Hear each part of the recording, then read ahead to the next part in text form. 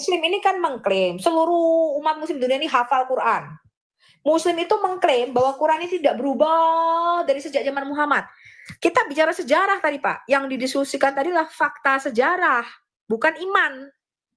Yang kita diskusikan tadi adalah fakta sejarah versus sejarah. Jadi antara sejarahnya Alkitab versus sejarahnya Quran. Alkitab tidak pernah mengklaim ini kitab ini turun dari langit, tidak berubah titik komanya sampai lafaz-lafaznya sampai sesuara-suaranya. Enggak pernah diklaim begitu, Pak. Bahkan kita mempunyai 400.000 variasi teks di dalam manuskrip perjanjian baru saja nih. Yang saya katakan hanya perjanjian baru tok, belum perjanjian lama. 400.000 perbedaan antara semua manuskrip kita itu bisa dibagi 3 perbedaan-perbedaannya di situ. Nah itu kalau Bapak belajar ilmu manuskrip, itu ilmu sejarah. Nggak bicara iman. Ini tadi kita sama Ustaz tuh bukan ngomongin iman, Pak. Ya, betul. Itu tadi kritik teks. Kita kan berbicara sejarah, terus kita menanyakan manuskrip. Nah, kalau berbicara penginjilan beda lagi. Kalau penginjilan sudah kita memberitakan tentang Yesus. Tadi kan kita bertanya tentang Islam. Ternyata kan si Ucok ini kan ilmu Islamnya masih cetek tuh. Makanya dia cuma modal suara doang itu, gitu loh. Jadi bukan itu tadi belum masuk ke ranah penginjilan itu. Itu masih ranah berdiskusi, bertanya. Makanya si Ucok tadi muter-muter karena dia tuh nggak tahu apa-apa. Cuma modal suara saja itu si Ucok itu. Itu.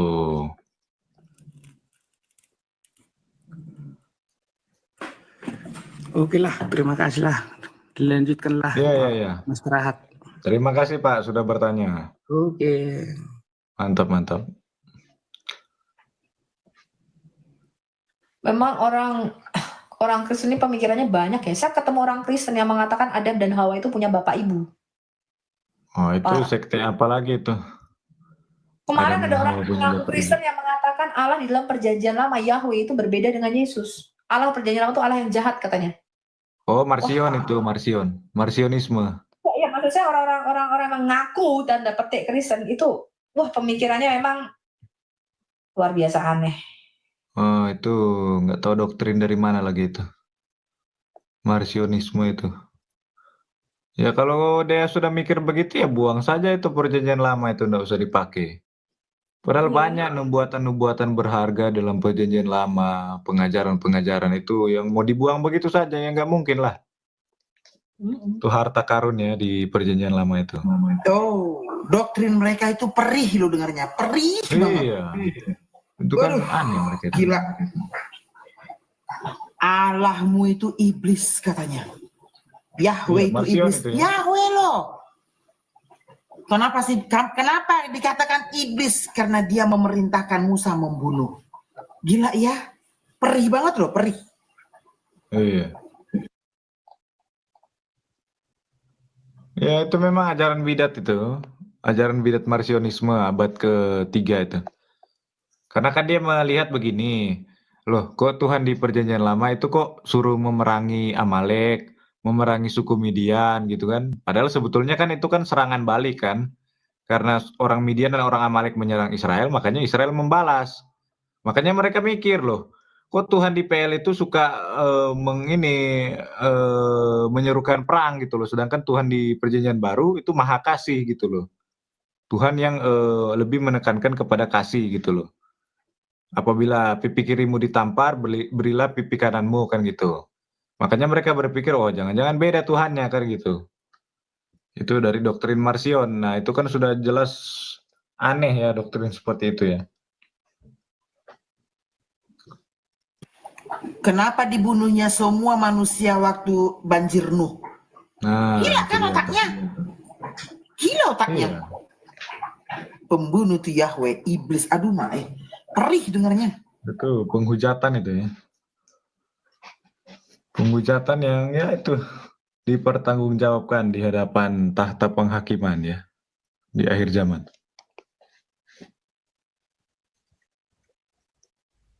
Gitulah.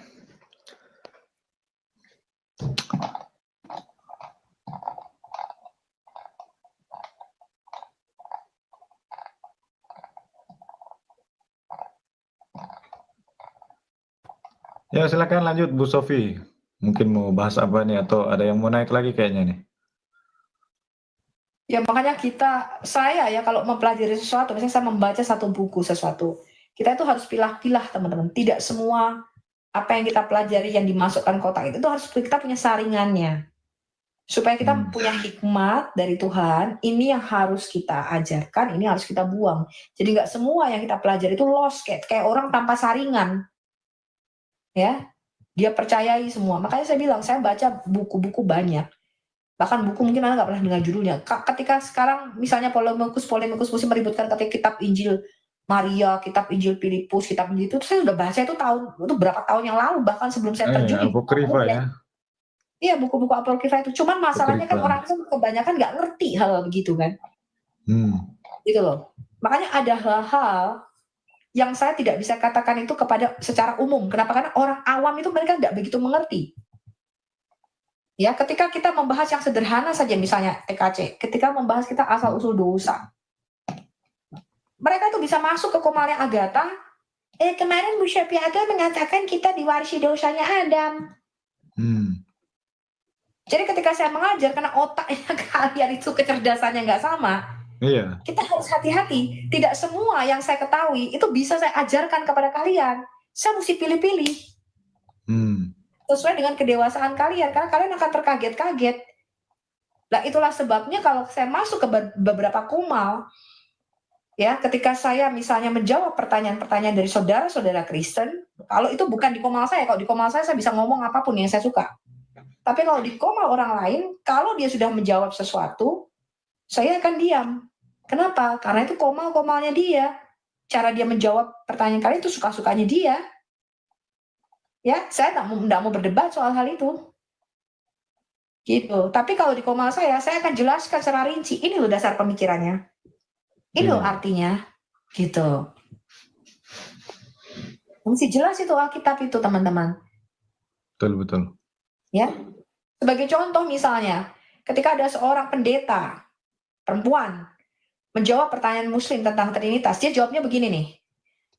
Ya Bapak itu pencipta, Yesus itu penebus, Roh Kudus itu penghibur. Itu betul nggak jawaban itu?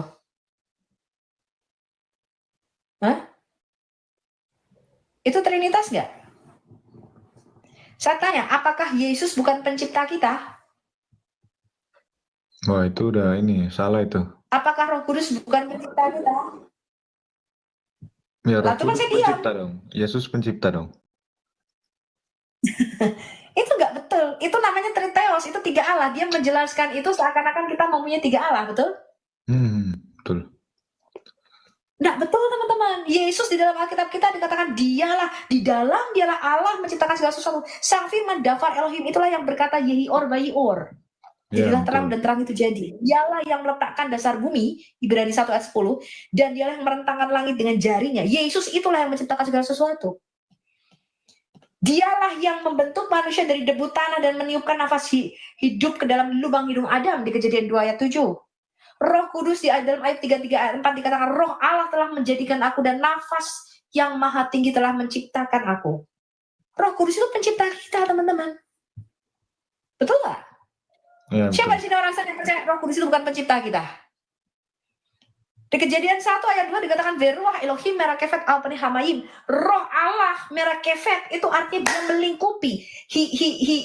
Dia seperti mengerami, dia menggetar, itu artinya memberikan satu gelombang energi di situ untuk mempersiapkan penciptaan. Begitu juga ketika firman itu berinkarnasi menjadi manusia, dikatakan Roh Kudus, Roh Allah yang maha tinggi akan turun atasmu Maria, dan anak yang akan kukandung akan disebut kudus, anak Allah yang maha tinggi, betul? Ya, betul. Jadi pemikiran yang terpisah seperti itu tuh keliru, teman-teman. Makanya kenapa orang Oneness dan orang Muslim berkata kita menyembah tiga Allah, karena kalian menjelaskan Trinitasnya tidak benar. Betul? Prinsip dimensi alam semesta jarang diajarkan kepada orang Kristen. Banyak orang tidak mengerti ketika kita berbicara tentang satu Allah, itu beda dengan kita bicara tentang satu buah bakpao. Betul? Satu Allah dengan satu bakpao, ini orang nggak tahu bedanya. Karena mereka tidak mengerti apa itu prinsip dimensi alam semesta. Gak diajarin. Prinsip kerajaan surga dan kerajaan Adam di bumi ini yang selalu saya ajarkan berulang kali di dalam komal saya, itu di gereja gak diajarin. Sehingga orang Kristen itu pikirannya, Yesus datang menebus dosa kita lalu membawa manusia dari neraka masuk ke surga. Ya apa enggak?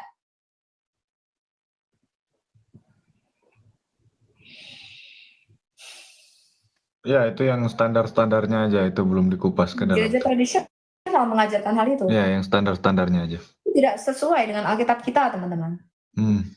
Itu loh.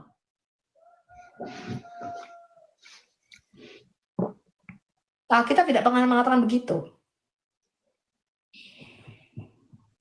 Ya, karena itu banyak orang-orang, bahkan kemarin ada seorang lulusan sekolah STT mengatakan kepada saya, Bu, di STT banyak yang tidak mau mengajarkan Trinitas karena mengatakan Trinitas ini rumit dan sulit, susah dijelaskan. Enggak. Trinitas buat saya cuma 2 slide. Cuma 1 kata, 2 kalimat. Trinitas itu tidak menjelaskan keberapaan jumlah Allah, melainkan menjelaskan kebagaimanaan Allah yang Esa itu berinteraksi dengan kita. Ya, penjelasan Allah dalam ontologinya itulah Trinitas, yaitu pra-inkarnasi firman. Itu penjelasan doktrin Trinitas. Yang mengatakan bahwa di dalam Allah yang Esa terdapat firman yang kekal dan roh yang kekal, ketiganya bisa dibedakan tapi tidak bisa dipisahkan. Itu Trinitas. Simple, gampang. Nah, kalau Anda tidak mengerti, Albert Einstein pernah mengatakan apa? Kalau Anda tidak menguasai suatu materi, Anda tidak bisa menjelaskannya secara sederhana, betul? Iya, betul. Karena Anda tuh nggak ngerti, Anda nggak menguasai materi itu. Sebagai contoh, orang Kristen itu masih kebingungan apa artinya Allah adalah roh. Kemudian kenapa di dalam Allah ada Roh Kudus? Mereka tidak mengerti artinya Allah adalah roh, Yohanes 4 ayat 24, dengan Roh Kudus, yaitu roh Allah. Nggak tahu nih di mana bedanya. Kenapa nggak diajarin sama gereja? Ya apa enggak? Apa artinya Allah adalah roh? Coba kalau saya tanya sama orang Kristen.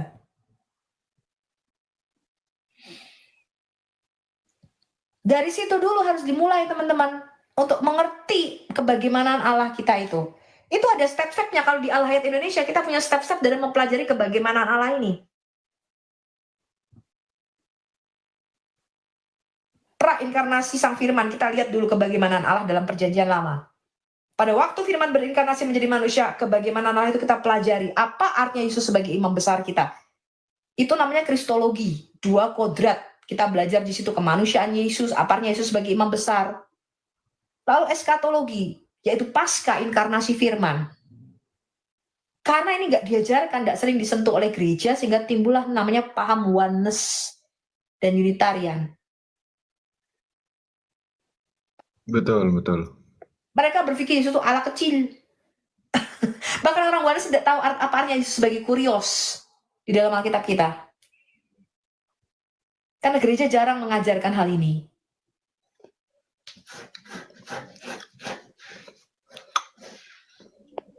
Itu, teman-teman. Ya itu kalau di kita itu kita bedah dulu satu-satu. Baru kita lihat di dalam Perjanjian Lama bagaimana caranya Allah menyatakan dirinya ke dalam dimensi ruang dan waktu kita. Itu kita pelajari tuh. Ayat-ayatnya ada tuh di dalam Perjanjian Lama.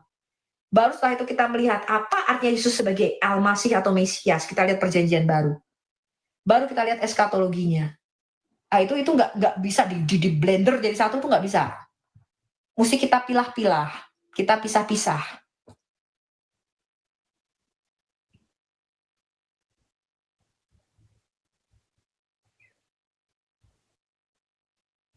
Gitu, teman-teman.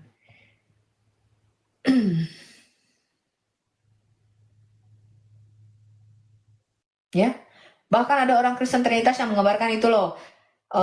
Bapak itu yang rambutnya putih duduk sebelah kiri, lalu Yesus ada gambarnya malah itu. Sebelah kanan tengah-tengahnya burung merpati itu roh. Itu bukan Trinitas. Triteos itu. Itu Triteos, 3 Allah. Triteos itu ya. Iya. Memang pun ketika Yohanes kan dibawa ke surga itu kan dia melihat yang duduk di atas tahta itu kan nggak ada 2 sosok kan di situ kan? Betul nggak itu? Betul.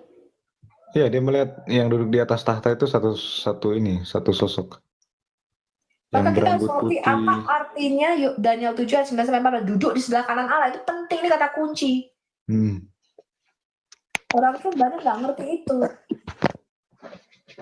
Lalu menjelaskan kepada muslim. Lah muslim nangkepnya karena mereka botol. Mereka berpikir bahwa satu Allah ini sama dengan satu buah bakpao. Pusing lagi mereka.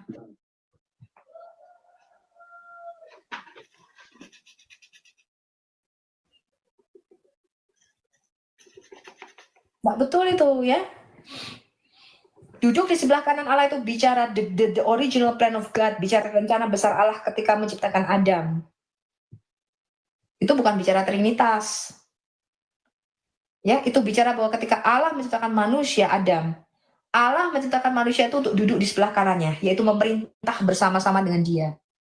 Di mana Allah kita itu karena dia adalah roh, dia memerintahnya dalam satu kerajaan yang disebut di dalam Alkitab kita, kerajaan yang tidak kelihatan di Kolose 1 ayat 15 dan 16 sebagai kerajaan surga, yaitu kerajaan dimensi roh, para penghuninya adalah makhluk roh. Dan Adam itu diciptakan sebagai Tuhan di bumi ini, menjadi gambar Allah di bumi ini, perwakilan Allah di kerajaan Adam ini.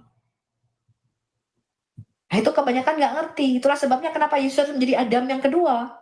Itu berkaitan dengan Mazmur 110 ayat 1 sampai dengan ayat 4. Duduk di sebelah kananku sampai kubuat musuh-musuhmu menjadi tumpuan kakimu. Mesias yang adalah Yesus itu harus menggantikan kedudukan Adam. Dia mengambil alih lagi posisi Adam sebagai raja, sebagai imam, dan sebagai Tuhan di bumi ini. Nah, ini nggak diajarin kepada gereja. Sehingga gereja tuh pikirannya ke surga terus. Iya. Kalau di Islam ditambahin, oh surgaku nanti penuh dengan 72 bidadari berdada montok, sungai-sungai mengalir. Manusia enggak ke surga, bahkan di dalam Islam pun manusia Iya, tidak kita ke nanti surga. kalau mati itu ke Firdaus itu. Taman Firdaus, Paradiso. Kata Jannah pun itu bukan surga, bukan samawat, bukan samayim. Jannah itu adalah kebun atau taman. Itu gambaran taman Firdaus atau taman di Eden. Jannah. Ya, tapi memang kalau ditranslate dari Arab langsung itu memang surga sih. Enggak, bahasa Inggrisnya Kalau garden. Inggrisnya memang garden memang sih, ya. Inggrisnya garden. Jannah itu hanya garden, ya. Itu di dalam pandangan orang Cina purba juga seperti itu. Di dalam pandangan orang Cina purba, manusia pertama itu bukan di surga, melainkan di sebuah taman yang berdinding tinggi. Mereka menyebutnya taman yang rapat, yang berdinding tinggi.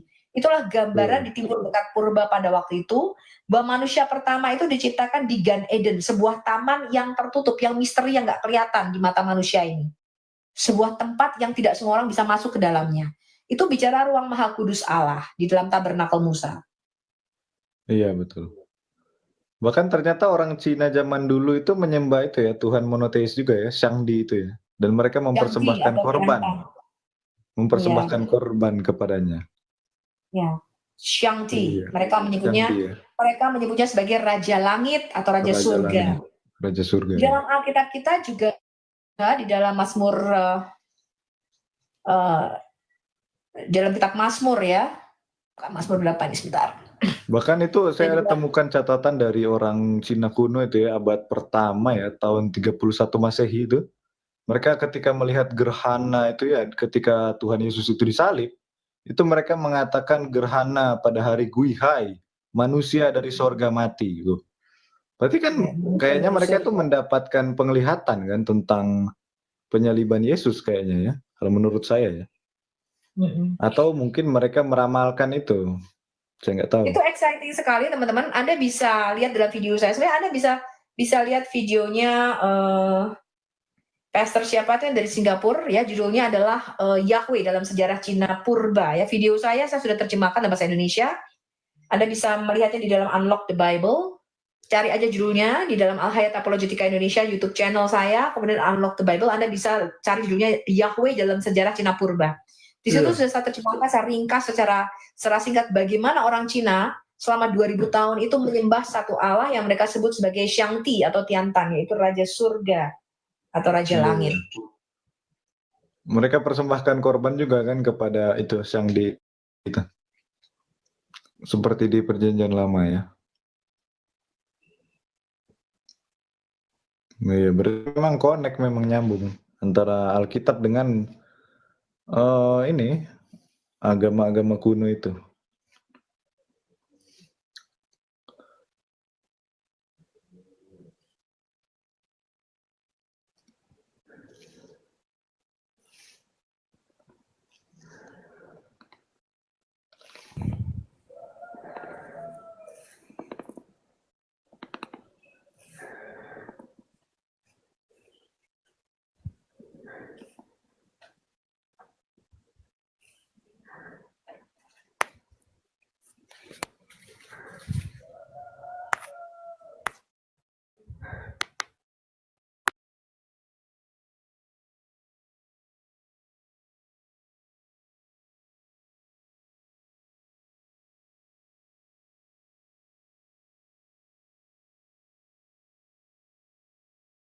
Ya silakan, siapa yang mau bicara lagi nih?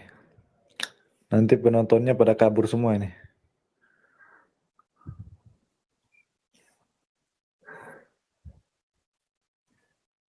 Udah ngantuk juga saya.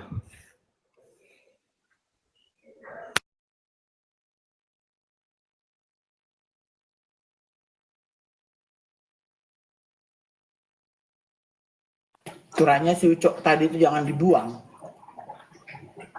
Iya, saya nggak turunin. Hmm? Saya nggak turunin si Ucok. Nggak tahu siapa yang turunin tadi. Gugat. Hobinya begitu, nggak Oh, suka Papa dibuang. Mm-mm.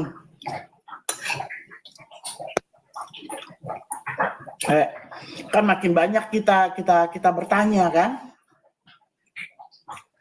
makin banyak kita bertanya tentang Islam, makin bingung dia. Ya, yang di bawah yang mendengar, hah, agama gue gini ya? Oh iya juga ya. Nah, tujuannya bukan untuk Sucok lagi tuh. Sucok tuh udah ditutup itu kupingnya tuh, hatinya semua udah ditutup itu. Tapi melalui dialah orang banyak sadar gitu kan. Lagi pula dia kondusif kok, nggak bikin ribut. Memang sih bikin sebel. Memang sih bikin sebel.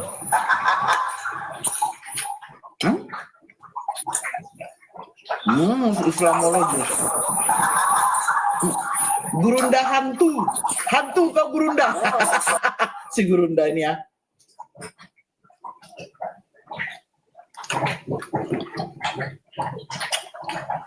Salam.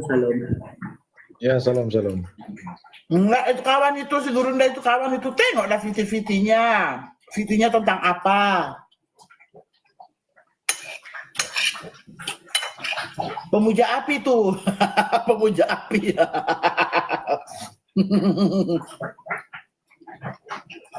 Salam. Ada yang mau kau sampaikan? Lah aku dinaikin nama si Bang Robi tadi.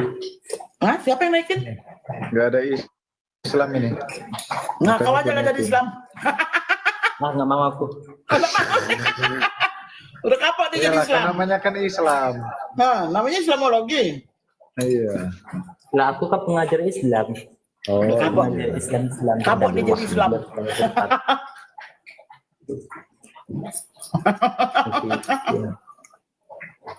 Udah banyak murtad kan di rumahnya banget. Bagus.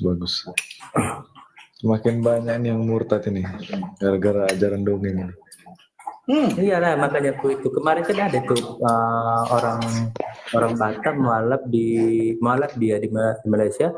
Aku ajarin dia kata tentang Islam, baru bingung dia, baru kurujuk ke Raja Debat. Disitulah dia sadar. Kalau soal apa Alkitab, Bang Raja Debat, Bang CP aja yang ngajarin. Tapi kalau soal bongkar-bongkar kebusukan Islam biar aku aja. Wah, mantap ini. Gitu.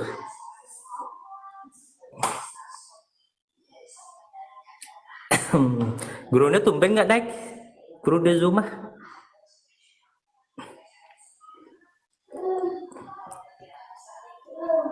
Tangkap Woten. Tangkap Woten. Aduh Tuhan.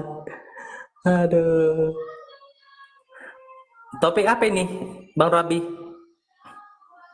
Nama Sucuk tadi bahas topiknya sejarah apa? sih, tapi gimana kalau mau dakwah tentang hadis atau ayat-ayat boleh juga tuh. Soalnya Bu Sofi lagi keluar ini. Tunggu ada Islamnya aja dulu. Oh iya, mana nih Islamnya nih? Atau Gaisani ke atau siapa? Oh guys, ya nih buat ribut Atau itu di Madia mana-mana aja tuh, roomnya tuh itu ada gara-gara Madia dia tuh. semalam Madia ribut Madia tuh. Bagus tuh Madia tuh. botol lagi tuh Madia. Madia itu dari Madia zaman tukang YouTube ya. rungkat. Dari zaman YouTube sampai Zoom sampai TikTok ya. Waduh. Udah takia tukang rungkat. 11-12 itu Bu Nep. Madia si Gasani. Nah, si Sani juga, dia Sani. Iya. Gak ada yang cerdas.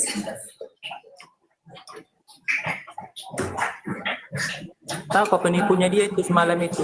Itulah makanya saya tidak apa.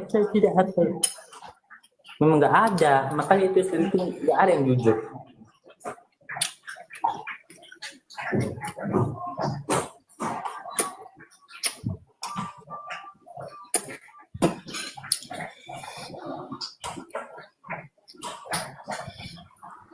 Kalau si Madia modelnya kan ntar ya, saya cari dulu ngopi dia, atau hilang.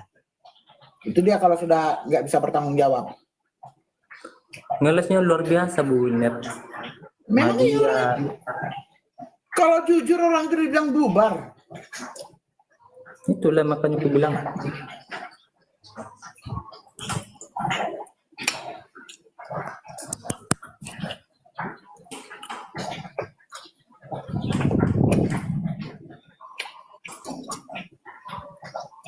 Oh, mereka lagi nonton di sebelah katanya.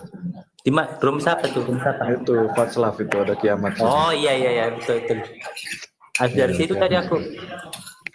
Iya.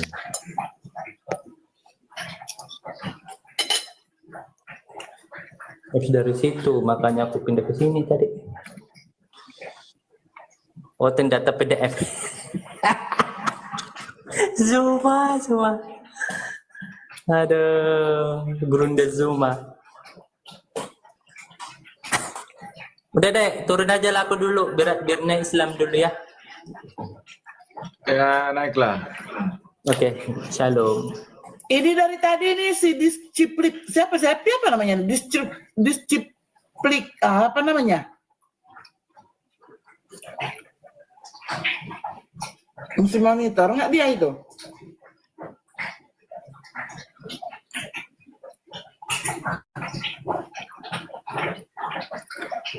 Kedengeran nggak sih gelegak itu? Gue masak rendang.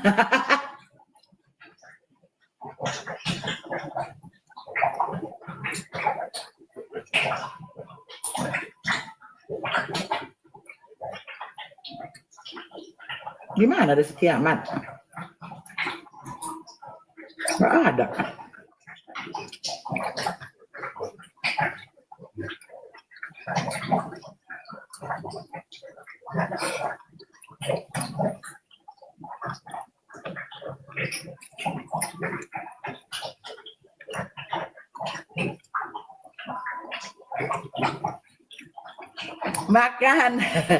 Makan rendang yang belum jadi, setengah kering tapi dalam lembut semua. Oh, ada si Madia. Jangan main rungkat-rungkat ya Madia ya, jangan main repot-repot.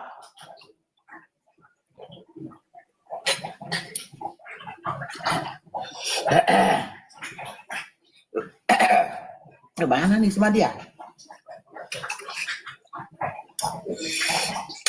Madia mana lu?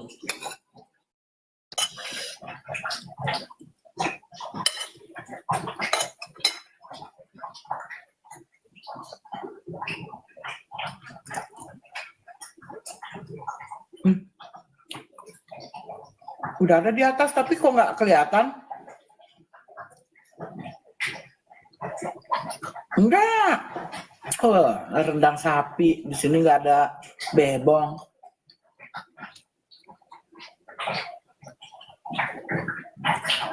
Masih ada kok Madia.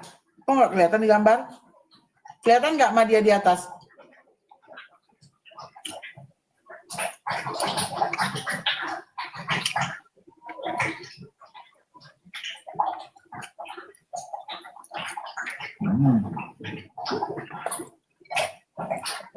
Kadrun nih, kadrun kelas berat nih. Sherlock. Dari tadi suruh-suruh orang Sherlock. Tangkap kan. Gua ditangkapin. Mute.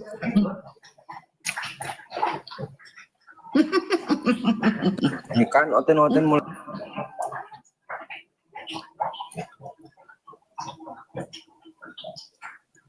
Ketakutan Ot. Mute sendiri. Kamu dinaikkan nggak kelihatan kamu di komal sama dia. Display sih masih monitor. Biar kita naikkan dulu. Display please. Of Christ. Display. Oh, display masih monitor.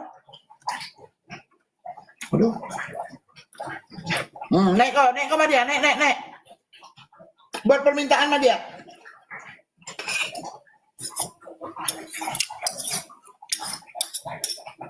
Buat permintaanmu sama dia.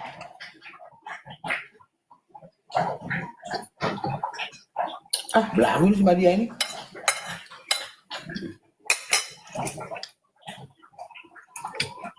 Kedengerannya gue ngunyah ya. Enak banget kayaknya ya.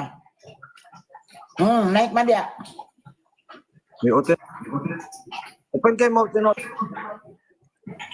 Ngomong sendiri, mute sendiri. Mampus aja kau hantu Gurunda. Assalamualaikum Madia.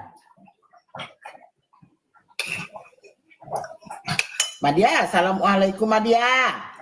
Ya, selamat semangat subuh semua di sini. Jangan lupa ngopi-ngopi dulu. Nih, ngopi nih. Madia baru bangun, jadi Madia baru bisa ngopi-ngopi. Habis itu 4:30 cabut lagi ya nggak? Iya, nanti habis jam 4:30 Madia mandi dulu. Habis mandi baru aktivitas sholat subuh dulu.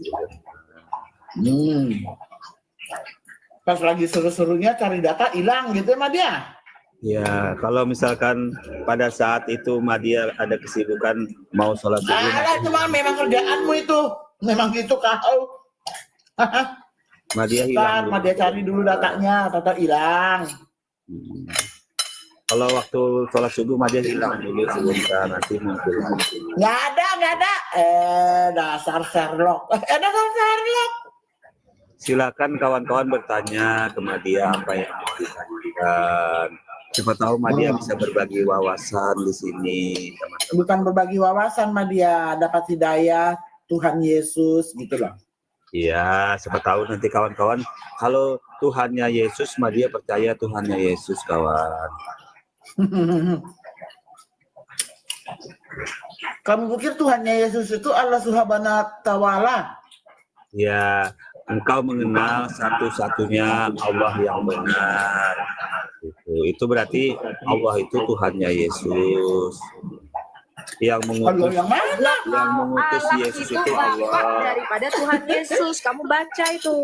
Yang Yohanes kau sembah 17 sebagai ayat Allah 3, itu coba kawan Bapakmu baca. dan itu Yohanes bukan 17. Allahmu, Tuhan negeri Mekah, Oon. Madia bacakan dulu ya ayatnya kawannya, biar kawan-kawan dapat wawasan dari Madia ayatnya. Yohanes 17 ayat 3. Tolong di mute ya, saya bukakan ayatnya. Nah, kamu mute dulu ya Baca Madia. dari ayat yang pertama ya. Kita lihat siapa itu, Kurios atau Yesus sebagai Tuhan. Bu Winef bisa bantu buka atau saya yang harus buka? Boleh. Udah Yohanes selesai makan. 17. Yohanes 17, kita open cam, Bu. Yes, ayat 1, 2, 3, 4, 5 baca. Open cam ya? Iya, Bu. Iya. Bu, open cam kah? Iya. Yohanes berapa, Bu? Yohanes 17 ayat 1, 2, 3, 4, 5. Yohanes 17. Mereka hanya ngutip sukanya ayat 3 saja. Mereka tidak tahu apa artinya hidup yang kekal. Yesus pemberi hidup kekal itu.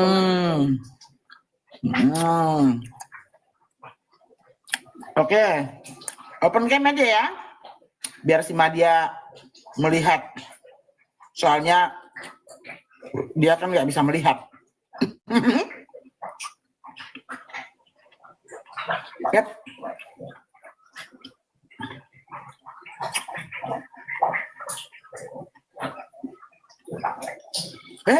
Apa lagi pasal nih?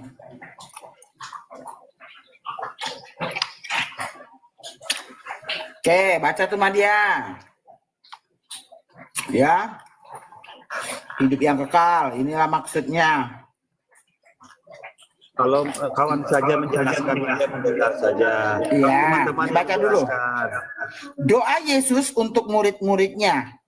Demikianlah kata Yesus, lalu ia menengadah ke langit dan berkata, Bapa, telah tiba saatnya. Permuliakanlah anakmu supaya anakmu mempermuliakan engkau. Sama seperti engkau telah memberikan Di sini kepadanya. dikatakan, sebentar, ayat 1 ini berkata bahwa Allah semesta alam, pencipta langit dan bumi adalah Bapa dari Tuhan kita Yesus Kristus. Ini teman-teman Kristen perlu ngerti ya. Allah itu adalah Bapa dari Tuhan kita Yesus Kristus. Lalu kita lihat ayat 2-nya.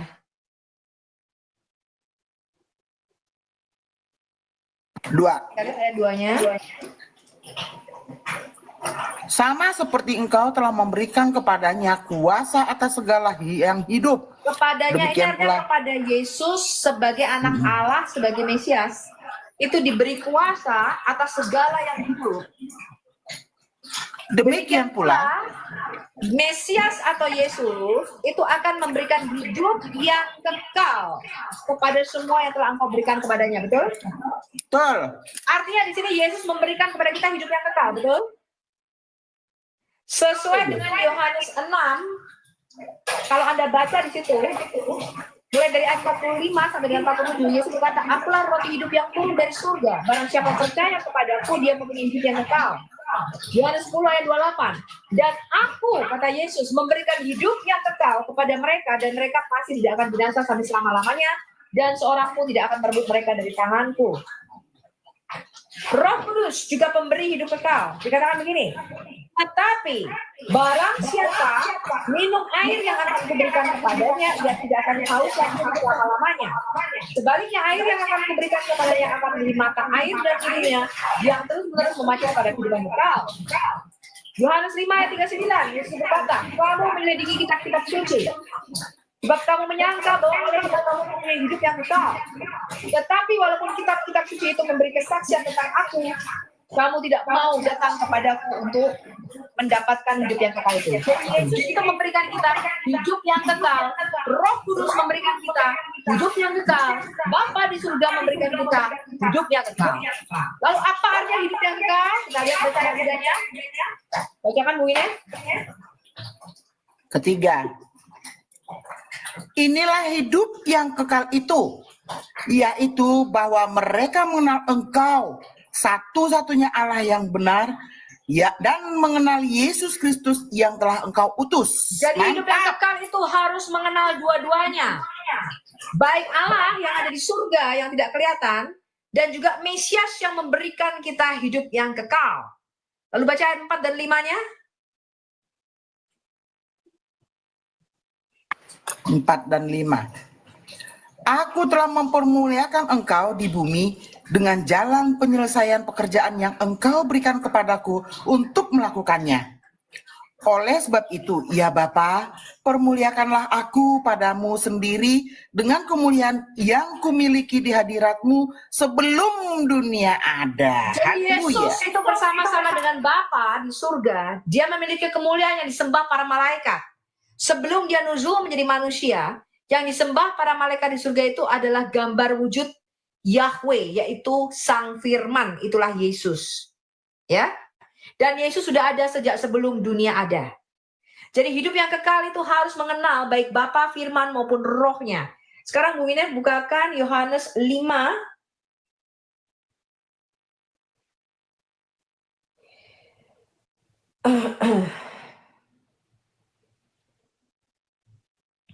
ayat 24. 24. Oke. Dibacakan. Ini perkataan Yesus. Apa arti hidup yang kekal itu? Aku berkata kepadamu, sesungguhnya barang siapa mendengar perkataanku dan percaya kepada Dia yang mengutus aku, Dia itu Allah ya Bu, ia mempunyai hidup yang kekal dan tidak turut dihukum, sebab ia sudah pindah dari dalam maut ke dalam hidup. Haleluya. Ayat 25-nya. Aku berkata kepadamu, sesungguhnya saatnya akan tiba dan sudah tiba bahwa orang-orang mati akan mendengar suara Anak Allah, dan mereka yang mendengarnya akan hidup. Demikian. Ayat 26. Haleluya. Oh, 6. Asik. Sebab sama seperti Bapa mempunyai hidup dalam dirinya sendiri, demikian juga diberikannya Anak mempunyai hidup dalam dirinya sendiri. Dan ia telah memberikan kepadanya kuasa. Dan ia telah memberikan kuasa kepadanya untuk menghakimi, karena ia adalah Anak manusia. Janganlah kamu heran akan hal itu, sebab saatnya akan tiba bahwa semua orang yang di dalam kuburan akan mendengarkan suaranya. Dan Suara mereka siapa yang ini? telah Suara berbuat Anak Allah ya, Yesus Kristus ya. Yes. Dan mereka yang telah berbuat baik akan keluar dan bangkit untuk hidup yang kekal. Tetapi mereka yang telah berbuat jahat seperti Madia akan bangkit untuk dihukum. Jadi karya Allah terlintas itu tidak pernah terpisah, teman-teman. Di sini dikatakan apa? Yang akan menghakimi kita itu Allah, Anak Allah, Roh Allah. Yang akan menghukum juga sama, Allah, Anak Allah, Roh Allah. Yang menyelamatkan kita dan memberikan hidup yang kekal itu adalah Allah Trinitas. Allah, Anak Allah, dan Roh Allah. Allah Trinitas tidak pernah terpisah dalam seluruh karyanya. Baik dalam penciptaan, karya penebusan, maupun karya penyucian kita. Ya, untuk memberikan hidup kekal itu tidak bisa satu, teman-teman. Tapi Allah memberikan kita hidup kekal melalui Anaknya dan melalui kuasa Roh Kudus. Dia adalah juru selamat kita. Ya. Itu nggak terpisah, teman-teman. Karya Allah Trinitas itu tidak terpisah. Tadi dikatakan apa? Yesus berkata apa? Aku memberikan hidup yang kekal. Ya. Yohanes 10 ayat 28, Bu. Yohanes 10 ayat 28. Kita lihat. Tadi ya, Bapa memberikan kita hidup kekal. Yesus memberikan kita hidup kekal. Kita lihat Yohanes 10 ayat 28. Hidup yang kekal itu harus menerima, harus mengenal Allah yang Esa itu, ya, Bapa, Firman, dan Roh. Dan aku apa? Dan aku memberikan hidup yang kekal kepada mereka, dan mereka pasti tidak akan binasa sampai selama-lamanya, dan seorang pun tidak akan merebut mereka dari tanganku. Wow. Jadi Allah, Anak Allah yaitu Yesus dan Roh Allah itu memberikan hidup yang kekal. Gak terpisah, teman-teman. Yes. Yohanes 6 ayat 54 berkata apa? Barang siapa makan dagingku dan minum darahku yang mempunyai hidup yang kekal, dan aku akan membangkitkan dia pada akhir zaman. Ini pertanyaan Madia, Sophie, itu di Yohanes 17 ayat 3, 2 dan 3 itu kan ada kata engkau. Engkau itu merujuk kemana? Terus Allah itu merujuk kemana? Coba dijelasin. Gak ada Allah. Kita nggak mengenal Allahmu. Iya, Kita tapi itu kan tidak tulisannya mengenal Allah Tuhan ALLH negeri itu loh. Mekah. Yang Madia tanya, engkau mengenal ALLH itu kemana merujuknya? Itu adalah Bapa Allah yang batin, Allah yang ruah, Yohanes 4 ayat 24. Sekali lagi, engkau merujuk kemana engkau? Bapa yang ada di surga. ALLH merujuk kemana? Bapa yang ada di Bapa. surga. Kamu congek apa gimana sih nih? Oh, berarti Madia bacakan dulu ya kalau ngikutin Sofiatul. Apa ayatnya? Ayatnya apa? Apa ayat Madia? Yohanes 17 ayat 3 tadi. Oh, 17. Inilah hidup yang kekal itu engkau, yaitu bahwa mereka mengenal engkau satu-satunya Allah yang benar. Kalau mengikuti Gak ada Sofi, Allah, Nadia. Kita ya tidak udah kenal Madia baca Allah. ALLH ya yang benar. Nah, berarti kalau Mengenal satu-satunya Theos. Kata yang dipakai di situ adalah Theos. ya, berarti kalau ngikutin Sofi, yaitu engkau bahwa mereka mengikuti Theos, satu-satunya Theos yang benar. Apa begitu, Sophie? Yes. Jadi Theos mengikuti Satu-satunya Theos Theos gitu. yang benar itu adalah Bapa yang di surga. Oh iya betul. Dan Yesus adalah anak Allah. Jadi Yes. hidup yang kekal itu harus dua, nggak bisa satu. Ya, Madia ulang mengenal ya. Theos yang ada di surga dan Yesus adalah anak Allah yang memberikan kita hidup yang kekal. Ya, Madia ulang ya biar mudah Madia memahami juga. Inilah hidup kekal itu, yaitu bahwa mereka mengenal Theos, satu-satunya Theos yang benar. Apa gitu, Sophie? Bukan, inilah hidup yang kekal itu yaitu bahwa mereka mengenal Engkau satu-satunya Theos yang benar. Baca dong bahasa Yunani aslinya. Kamu nggak bisa baca, nih saya tunjukin ini bahasa aslinya. Makna engkaunya, Sophie, makna engkau.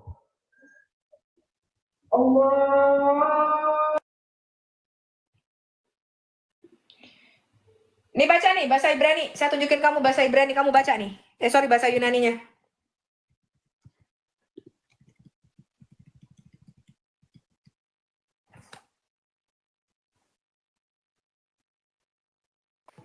Mana Yunani, Bu?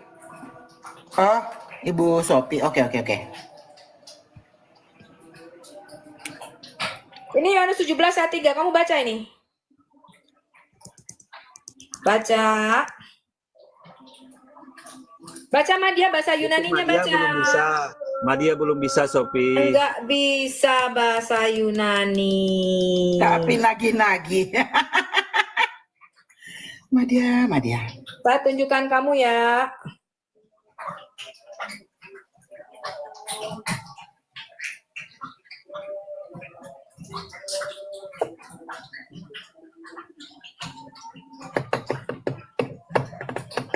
Kamu lihat kata ini nih. Theon. Kata Theon ini dari kata Theos. The true Theos. Aitenon Theon. Tahu nggak? Aletinon Theon ini. The true God. Satu-satunya Theos yang benar. Theos di sini tuh bukan Allah suitimu. Ini bukan Allah suiti, ini Bapa di surga. Dan siapa Yesus? Yesus adalah firman Allah yang diutusnya turun dari surga. Makanya Yesus berkata, aku diutus turun dari surga. Dia adalah firman anak Allah yang tunggal, yaitu firman yang keluar dari dalam dirinya yang diutusnya menjadi manusia. Hidup yang kekal itu harus mendengarkan Yesus, harus mengenal Yesus, harus mengikuti Yesus, harus menjadikan Yesus sebagai Tuhan, satu-satunya pengendali hidupmu, satu-satunya raja di dalam hidupmu, baru kamu bisa sampai kepada Theon. Baru kamu bisa sampai kepada Theos yang benar. Tanpa kamu menjadikan Yesus sebagai kurios, tanpa kamu mentuhankan Yesus, kamu tidak bisa sampai kepada Theos. Karena Theos ini adalah Allah yang goib, Allah yang ruah, Allah yang roh, yang kamu nggak bisa lihat. Kamu harus menjadikan Yesus, firman-Nya yang menjadi manusia ini, sebagai pengendali hidupmu. Dengan mematuhi segala firman-Nya, dan menjadikan dia pengontrol, pengendali hidupmu, menjadikan dia Tuhan atas hidupmu, maka baru kamu bisa sampai kepada Theos. Tanpa menjadikan Yesus sebagai kurios, sebagai satu-satunya rob di dalam hidupmu, kamu tidak bisa sampai kepada ilah yang satu itu. Gak bisa, karena ini gak kelihatan. Ini gak kelihatan nih, kamu gak pernah dengar suara Theos ini. Kamu gak pernah dengar firman-Nya secara langsung, kamu tidak tahu kehendaknya. Yang mengenal Theos yang benar ini hanyalah sang firman, yaitu anaknya sendiri. Maka melalui sang anak inilah, melalui sang kurios kita, melalui Tuhan Yesuslah kita mengenal Allah. Tanpa melalui Tuhan Yesus kita nggak kenal Allah. Kenapa? Karena Allah, Theos ini, yang benar ini, Alteninon Theon ini, satu-satunya Theos yang benar ini, itu bapaknya, kurios kita, bapak dari Tuhan kita Yesus Kristus. Coba Bu Winef sekarang bukakan Efesus 1 ayat 3. Kita lihat siapa Theos. Yohanes 8 ayat 54 dulu deh, coba. Yohanes 8 ayat 54. Kita lihat siapa Allah engkau yang adalah Allah yang benar itu. Yohanes 8 ayat 54. Siapa Allah yang di surga itu? Kita lihat.